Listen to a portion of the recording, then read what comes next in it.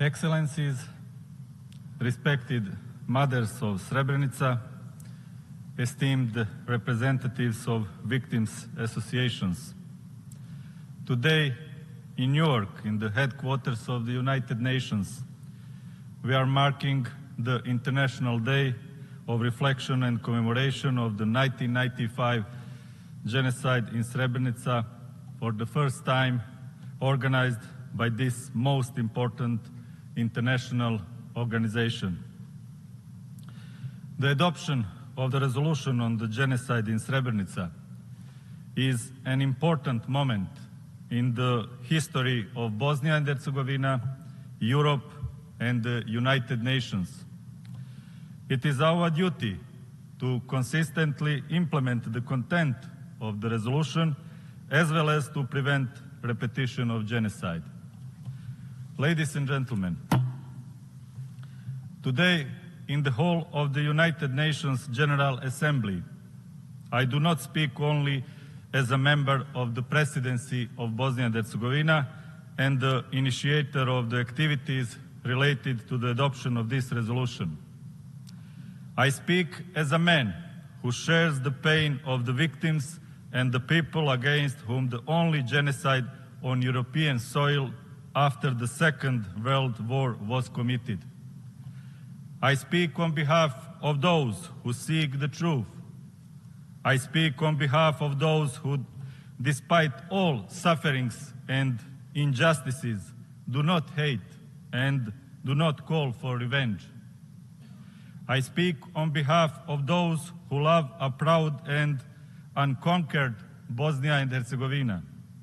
I speak and advocate for justice, peace, and reconciliation based on the truth. Regrettably, the leadership of the neighboring Republic of Serbia continues to deny the final judgments of UN courts. It is absurd that a member state of this international organization denies the judgments of UN courts. That is illogical, immoral, and unacceptable. The leadership of Serbia does not want to face the truth and to reject the ideology and politics that led to genocide. They do not distance themselves convicted war criminals. On the contrary, they try to make heroes out of them. On the other hand, we call for reason and truth. The dignity and honor of every people is preserved through a policy condemning war criminals. We do not put a sign of equality between war criminals and entire people. We respect the neighboring Serbia and its citizens. We want peace and equal cooperation. Ladies and gentlemen, despite the aggression and joint criminal enterprises, Bosnia and Herzegovina has a future.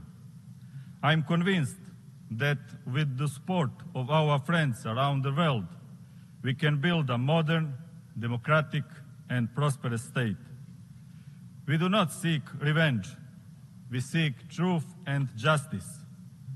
Today, at the UN headquarters, where the UN Charter and numerous conventions on human rights were adopted, we have a civilizational obligation to testify to the truth, to stand on the side of victims, not war criminals, to stand on the side of justice, not injustice, to be those who build a culture of remembrance, not of forgetting.